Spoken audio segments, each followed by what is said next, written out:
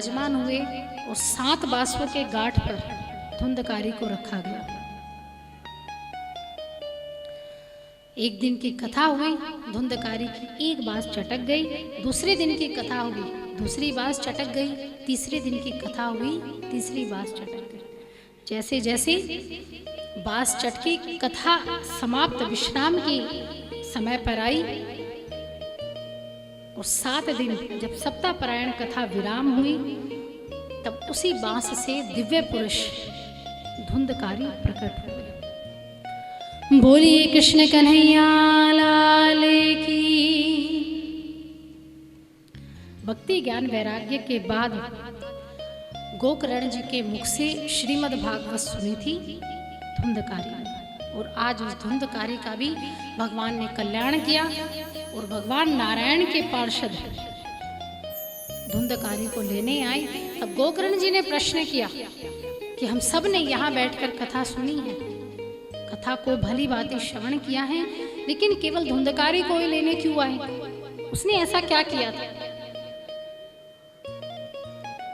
तब भगवान ने कहा कि आप सबने कथा को श्रवण किया है, माना आपके कानों तक ये रसपान हुआ, लेकिन ये कानों तक ही सीमित रहा, कि आपके हृदय तक नहीं गया। और हृदय में जब तक भगवान की नाम गुण मुक्त कंठ का गायन नहीं होगा, तब तक भक्ति नहीं आएगी और तब तक भगवान नारायण का भी प्राकट्य नहीं होगा। गोकर्ण जी को आश्वासन दिया कि अब तो हम धुंधकारी को लेकर जा रहे हैं, क्योंकि धुंधकारी ने जब 7 दिन की कथा को सुना तो उसने मन में ये मनन किया,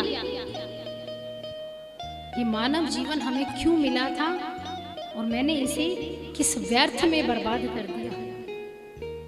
और इसी चिंतन में एक होता है चिंता और एक होता है चिंतन। जो चिंता होती है, जो व्यक्ति को, उसके शरीर को चिता की तरफ लेकर जाती है। चिंता चिता समान है, कहते हैं ना, चिंता चिता समान है। व्यर्थ की चिंता करना, सोचना, विचारना, इस सांसारिक प्राणियों के लिए अश्रु बहाना, रोना, ये आपको चिता की तरफ लेकर जाएगी। लेकिन जो चिंतन है, जो प्रभु का नाम स्मरण है, ये आपको परमात्मा की तरफ लेकर जाएगी। अगर प्राप्त करना है तो, अगर इन बुलबुलों को प्राप्त करना है, इन क्षणभंगुर वस्तु को प्राप्त करना है, उनके लिए रोना है, जिनको छोड़कर जाना है, जिनके आप अधिपति नहीं बन सकते, उनके लिए रोने का कोई लाभ नहीं है। रो उसके लिए, उसको पाने के लिए जिससे आपको कुछ मिल सके। स्वार्थ किससे बनाइए? ईश्वर से बनाइए। अपना स्वार्थ उनसे जोड़कर रखिए। अपनी सिद्धि, योग साधना उससे जोड़कर रखिए।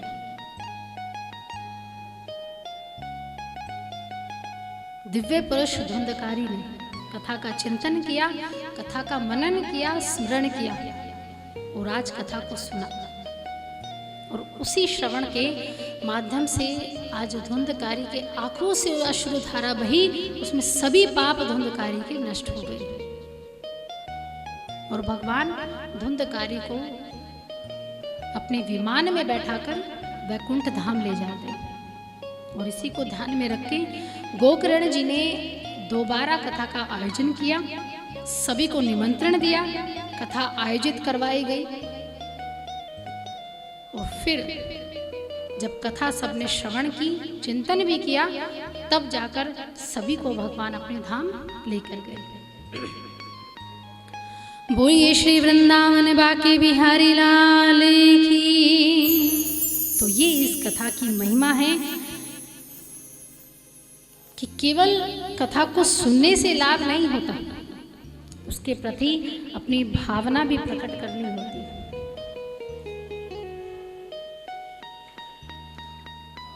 तो आइए इन 7 दिनों में जिस भूमि को हम सोनीपत की भूमि कहते हैं या नगर की भूमि कहते हैं, लेकिन कोई भी व्यासपीठ से श्री व्यास नंदन श्री वेद व्यास जी कभी ये नहीं कहेंगे कि हम हरिद्वार की भूमि में हैं या सोनीपत की भूमि में हैं। वो हमेशा से जहाँ कृष्ण कथा होगी वहाँ वृंदावन की भूमि कही जाएगी, और जहाँ रामचरितमानस का पाठ होगा, जहाँ रामायण कथा होगी, वो अयोध्या होगी। जय हो।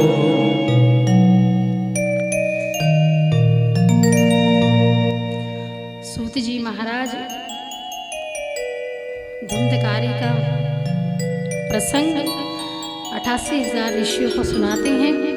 देवर्षि नारद सुनकर गदगद हो जाते हैं कि धन्य है ऐसी श्रीमद् भागवत कथा जिसको श्रवण मात्र से एक प्रेत योनि में प्राप्त जीव भी परम पावन हो गया, पवित्र हो गया। धन्य है ये कथा।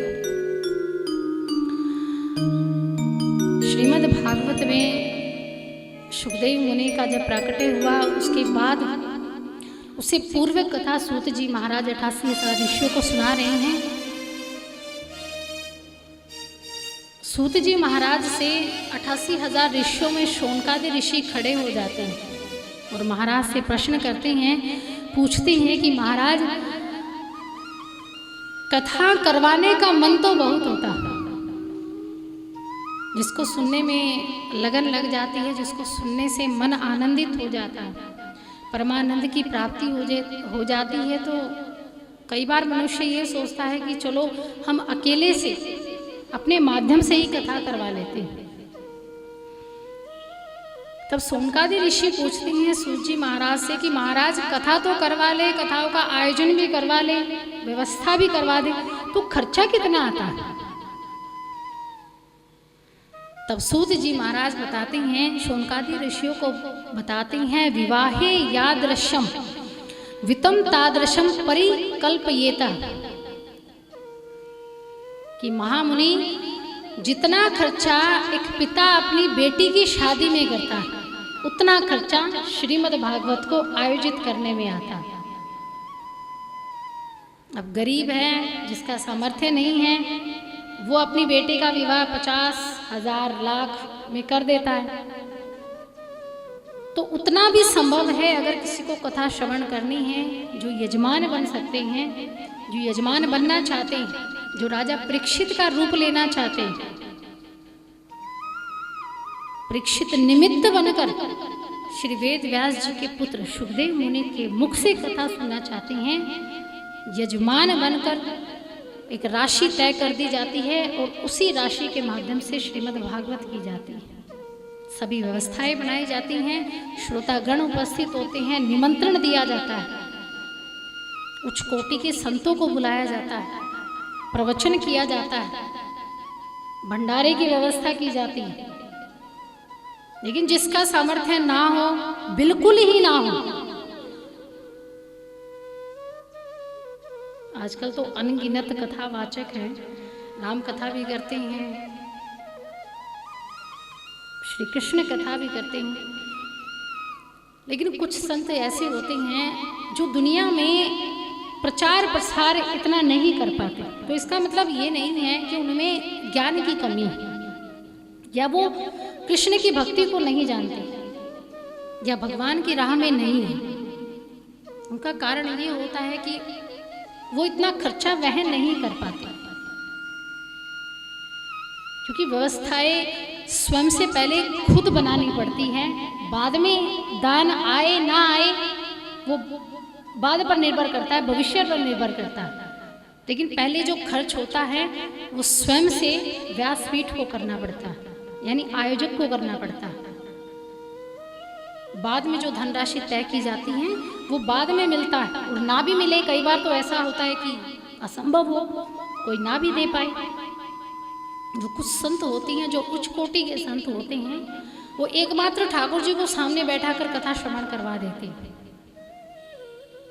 उनको किसी श्रोता की आवश्यकता नहीं होती, केवल वक्ता होते हैं और श्रोता के रूप में भगवान को विराजमान कर देते हैं। आज राजा परीक्षित कथा को सुन रहे हैं, राजा परीक्षित के जन्म की कथा की ओर भी हम आगे बढ़ेंगे।